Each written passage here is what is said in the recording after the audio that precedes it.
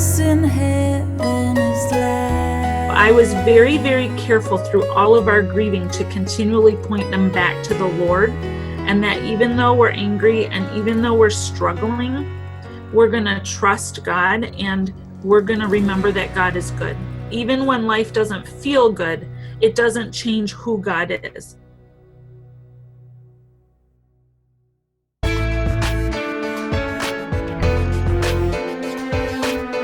Welcome to the Brand New Me podcast. I'm Frances. And I'm Pam. And we are two women passionate about helping others thrive in life, not just survive.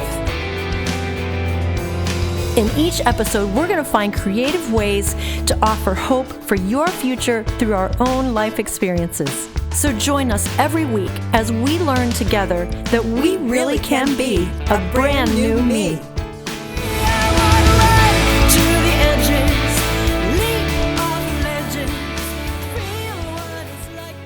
Welcome to podcast episode number 17. We are so glad that you are with us. We love hearing back from you. We've been hearing from some of you that you're really enjoying this. And so thank you. We love hearing from you. And today we have another special guest. Sarah Schieber is a singer, songwriter, author, and speaker from Michigan that Pam met at a writers' conference in Michigan over the summer. And Pam came back and said, we've got to have Sarah on this podcast. She has a story that fits what we're looking for. And so thanks to Zoom and all the technology we have, we sat here in Newville, Pennsylvania through the computer and talked to Sarah in Michigan. So without further ado, I'm going to let Pam lead this interview again since Pam made the connection. So let's get right to it.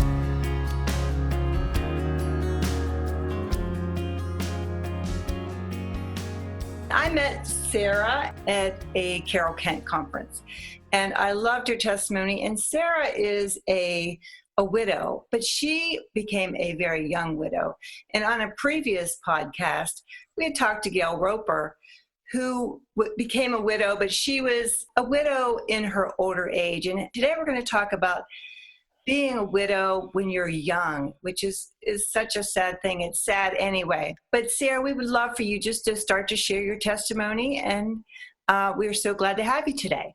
Thank you. Thank you so much for having me. It's a pleasure to be with you, although it really is not a pleasure to be the expert on this particular subject, being widowed young and with children. I often tell people that, you can do anything you want to me, but when you do it to my babies, the mama bear comes out. And the hardest part of my journey of grief has been the part with my children. I was 33 years old when I was widowed. My husband and I had been married for over 12 years. We were launching a national marriage ministry. I had just released my first solo album. I had toured for many years with a Southern gospel trio, and we had just recorded my first solo album, and we were poised to take that national.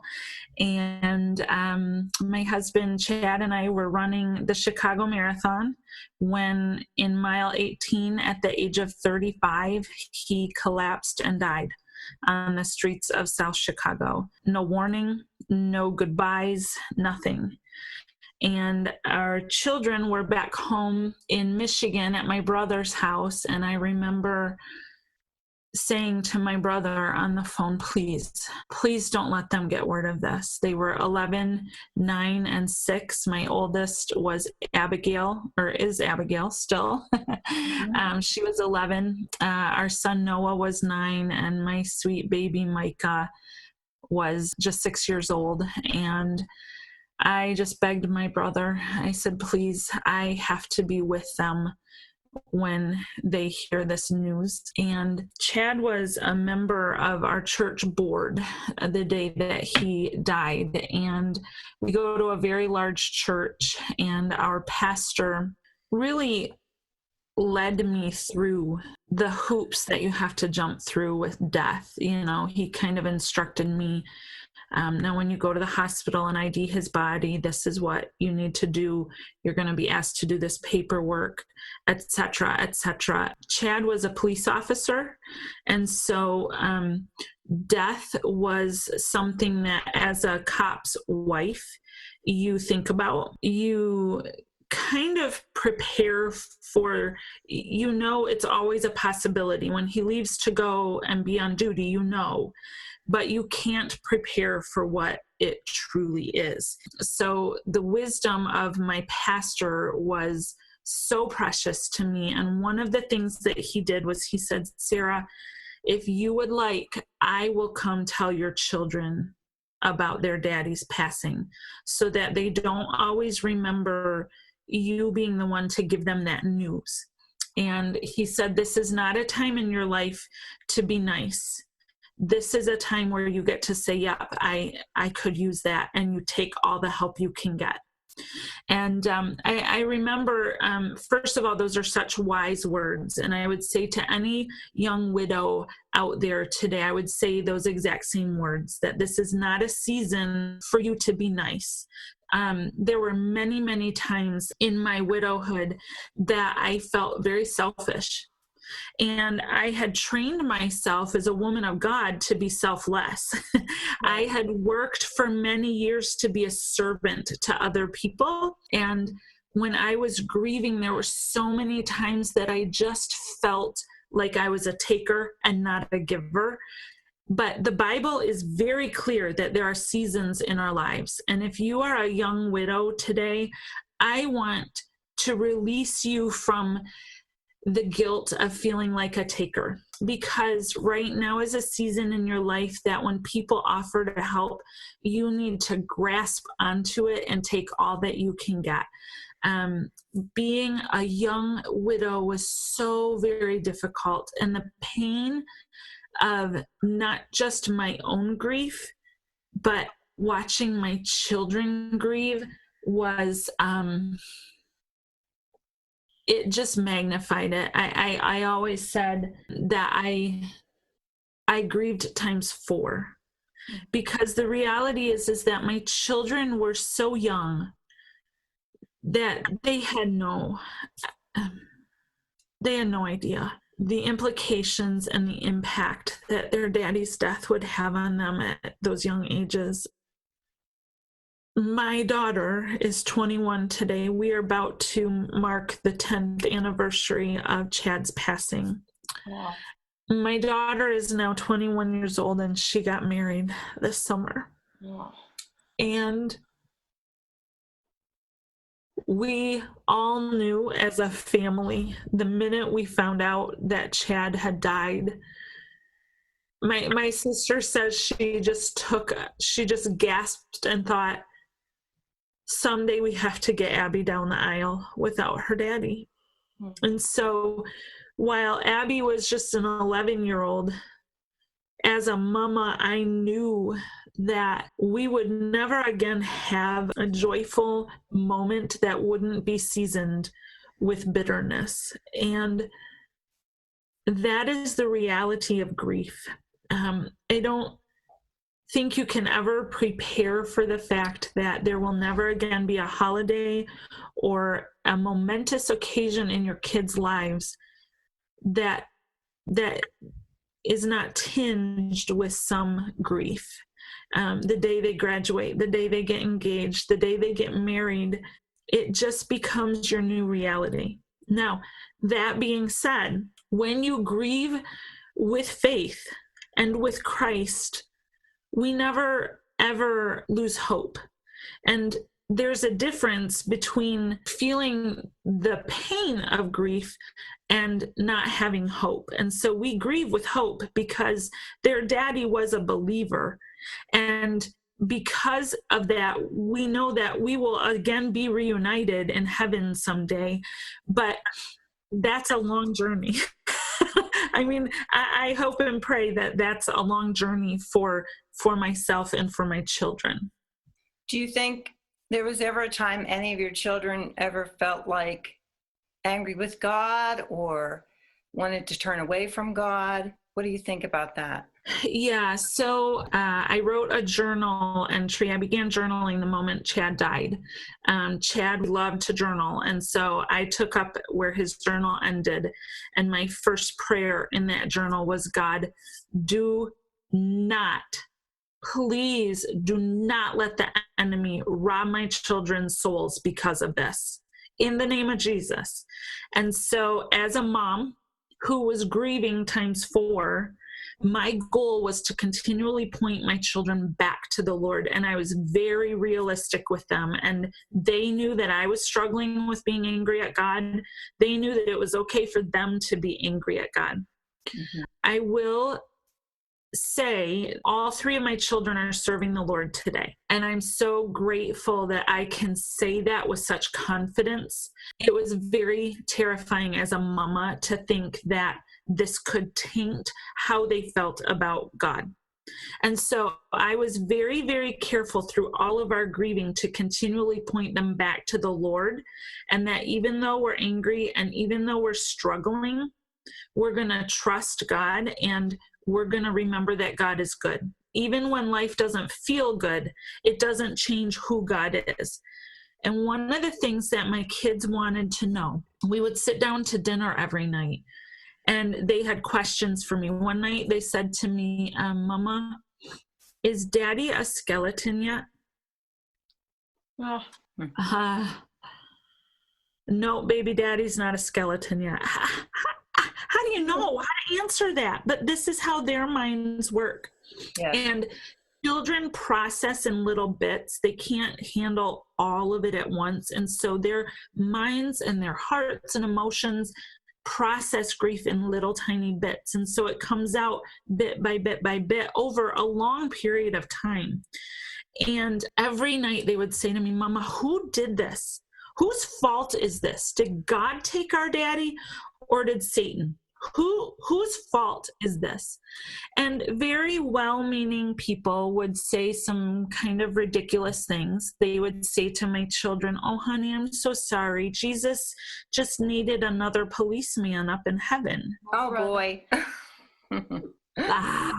No, he didn't. He didn't need their policeman. This was their daddy, and I would want to scream at people, but you have to be kind. And so we just would nod. And then I'd try and pick up the pieces when I'd get home and say, listen, Jesus didn't need a policeman up in heaven, and he sure didn't need your daddy. And so I really, as a mama, prayed about, God, how do I make this? I can't even make this make sense to me. I mean, that's the reality. I was 33 years old and widowed in one heartbeat. It didn't make any sense to me. Mm-hmm. But I had to somehow bring it down to their level. The day we buried their daddy, my 6-year-old had no teeth in his mouth. That's how little he was. All of his baby teeth were out. I mean, he was toothless. And so I had to somehow bring it down to their level. And here's what I came up with to explain death to my children. I said, listen, you guys, death was never in God's perfect plan. God had a perfect plan. And that perfect plan was in the Garden of Eden. But because he allowed humanity free will, sin and death entered into this world that we live in. This is not heaven yet. We're not there yet. We haven't arrived yet. And I would say to my kids that because of sin and death, because we live here on earth that is ruled by sin and death, God had to send us a solution. And God loved us so much that he sent his son. He sent Jesus to die so that someday we not only have the pleasure of being in heaven, we have the pleasure of being in heaven with Daddy, who we know trusted God, who we know loved God so much. And so, is this God's fault? No. Is it Satan's fault? You bet. Because of Satan, because Satan prowls around like a roaring lion seeking to devour us and destroy us, because of that, there is death in this world. But because God loved us so much, he sent his son, there's a solution to the death of this world, and someday we will see Daddy again. And so that was my hope in bringing it down to their level, that I would continually point them back to Christ. They knew every step of the grief journey, that they knew that I was struggling. I never hid that from them. They knew it was okay for them to struggle. One bit of advice that I would give to young widows or young widowers is it's really hard as adults to rectify grief and death with just trust God. Just have more faith. We have to have faith in God. Those are not tangible, and they certainly are not tangible to children. And a very wise person said to me along my journey, we were about 6 months in, and my kids and I were just struggling so much. If you are walking through grief today and you are 6 or 9 months into your journey and you still don't know which way is up, I want to encourage you. It's okay. We live in an instant gratification society, and grief is not instant gratification. The 23rd Psalm says, "Yea, though I walk through the valley of the shadow of death." It doesn't say run. It doesn't say hurry. It says walk. And I just want to encourage any listeners today that grief takes time. And it's okay if you're well into your journey and you're still struggling. God is okay with that. God has no timetable for your grief.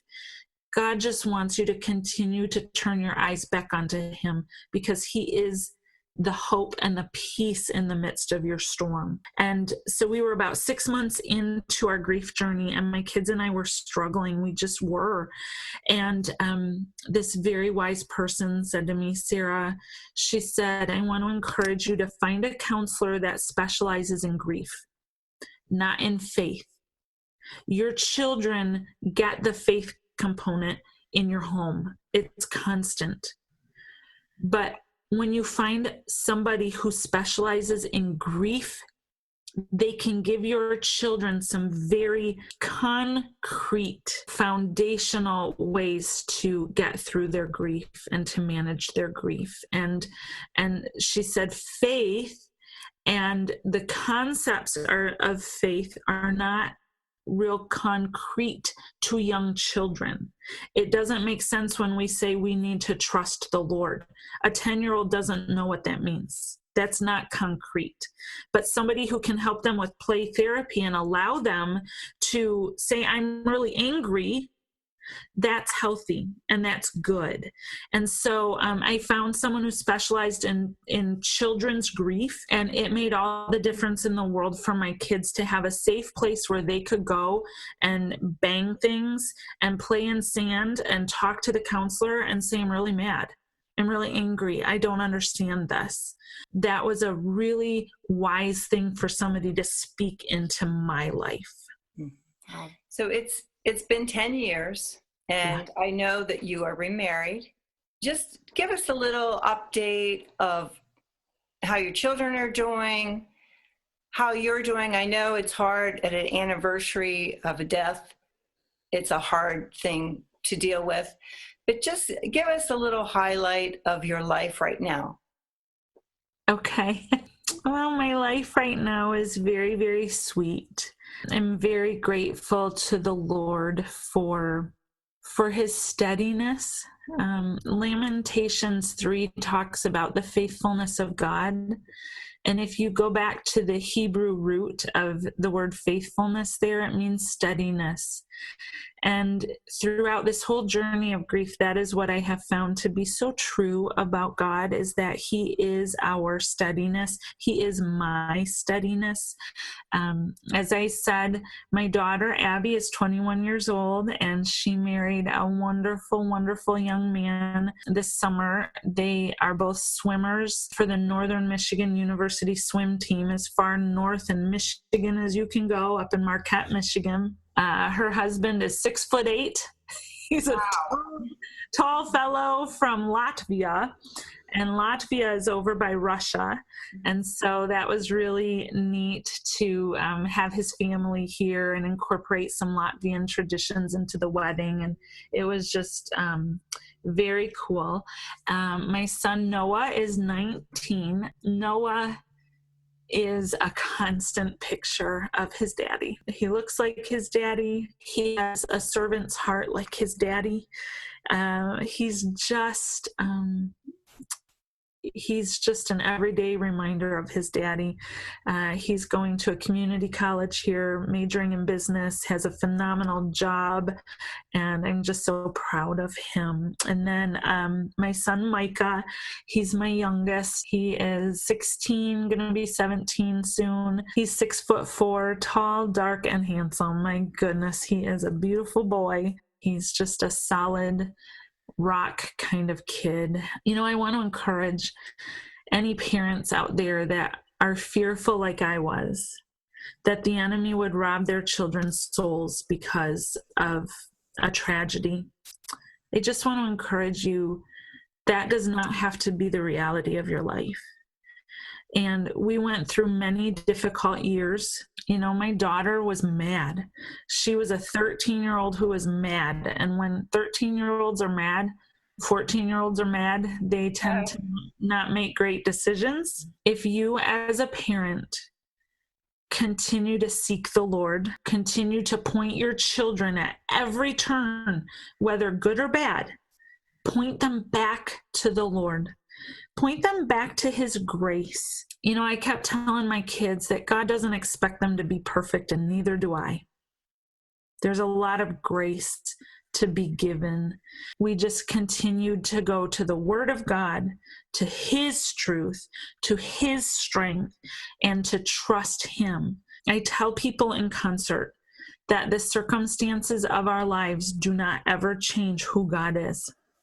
And that is the truth for yesterday, today, and tomorrow, that what we walk through doesn't ever change who God is and the nature of who he is. And so we can continue to point our children to the truth of God, that he is faithful. He is our steadiness. And eventually they will figure that out. I am remarried.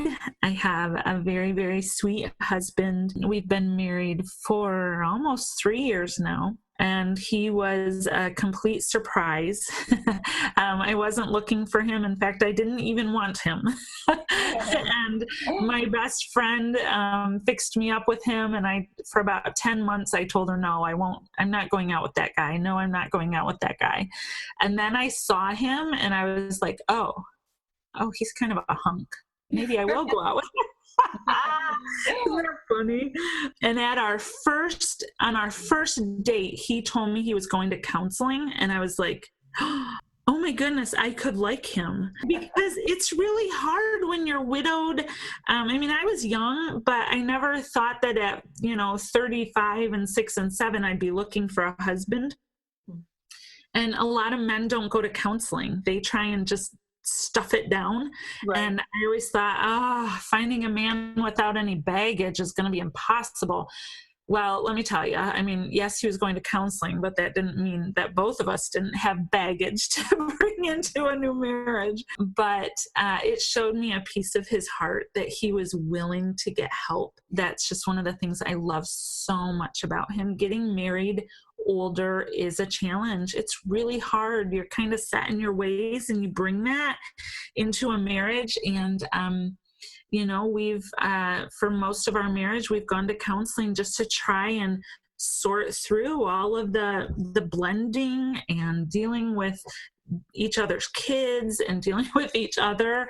And I love that he wants to work so hard to be the very best man that he can. Thank you so much for sharing your story. And you mentioned that you do concerts. Tell us a little bit about your music ministry, and we'd love to feature one of your songs. So why don't you take us out by telling us about one of the songs that you love on your new project, and why, and maybe how you wrote it, and then we'll play it for everyone, if that's all right.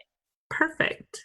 I have been a singer for all of my life. I felt called into music ministry at a very young age, did my first concert when I was 16 years old. Today, I have 3 full-length albums that are just Sarah Schieber albums.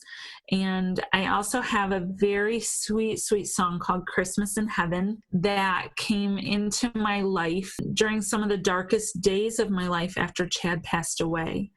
And I had the honor of recording Christmas in Heaven. We released that song to Christian radio in Christmas of 2008, so just a little over a year after Chad passed away. And within 2 weeks' time, Christmas in Heaven just shot up the charts. It wound up at number 15 on the National Christian Radio charts and number 30 on Billboard. And what that song did was it showed my kids and I in a very tangible way. Remember, children in grief need tangible things to hold on to. In the 3rd Psalm, it says that God will be the glory and the lifter of our head. And in a way that only God could, he reached down and took our chins and lifted our eyes back up onto him over and over and over. But this song, Christmas in Heaven, was such a precious way that God very tangibly showed my kids and I that he had good plans for us. And I'll never forget Christmas of 2008. My kids and I shipped out thousands and thousands and thousands of CDs from our little dining room table in Midland, Michigan, as this song rose up the charts and was played all around the world. And, you know, there were days that I questioned the verse Jeremiah 29:11, that God has good plans for us, plans to give us a hope and a future. And in the midst of my grieving, there were days that I couldn't see that God had good plans, but I continued to trust that somehow he did. These weren't the plans I had for my life. In fact, I didn't want these plans. I don't want this journey, but it's the journey we were given. And so in a way that only God could, in a very tangible way, for 3 sweet, sweet babies who were grieving the loss of their daddy, God showed us that even though these weren't the plans that we thought we had, it didn't mean that God couldn't bring good out of them. And so in Christmas of 2008, we released this precious song, Christmas in Heaven. And you can now go on YouTube and watch. We have a video that is actually me singing, and it's my hometown, and you see the grave and all of that. And it gives hope to people all around the world each holiday season through this beautiful song called Christmas in Heaven. And I hope that people love it. And what is your website address where people can book you or buy more? Yeah. So I would love to come speak and sing to everybody out there. My ministry is pretty diverse. I do women's conferences. I do about an hour and a half concert where people can hear my story with all of my music woven in and out of the story. And I really say that I have a ministry of hope. My goal is to give people hope and encouragement through anything that they walk through in their lives. And so I would love to come minister to your group or your church. And my website is sarahschieber.com. It's SarahSchieber, as in boy, ER. sarahschieber.com. You can find all the information. You can email me. You can fill out a form to have me come to minister to your group. Thank you so much, Sarah, for sharing your story with us and your life. And now we are going to bless everyone with your song, Christmas in Heaven. Hey, everyone, support her music. Go buy a CD from her website or go to iTunes and download her music. Buy her music. I downloaded this from iTunes, Christmas in Heaven. Beautiful song to take us out as we close out today.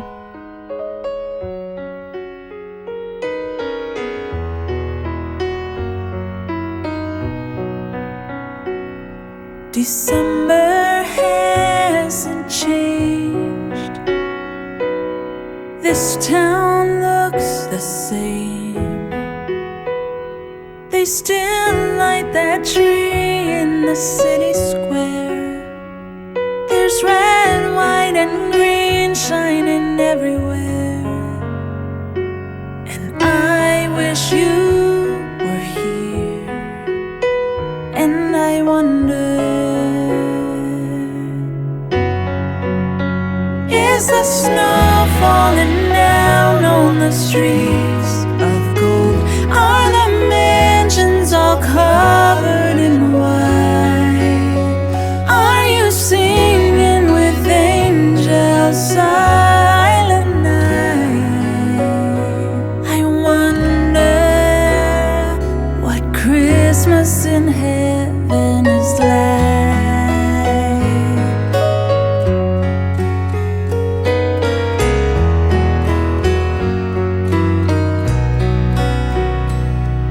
There's a little manger scene down on 3rd and Main. I must have walked right by it 1,000 times, but I see it now in a different light. 'Cause I know you are there, and I wonder,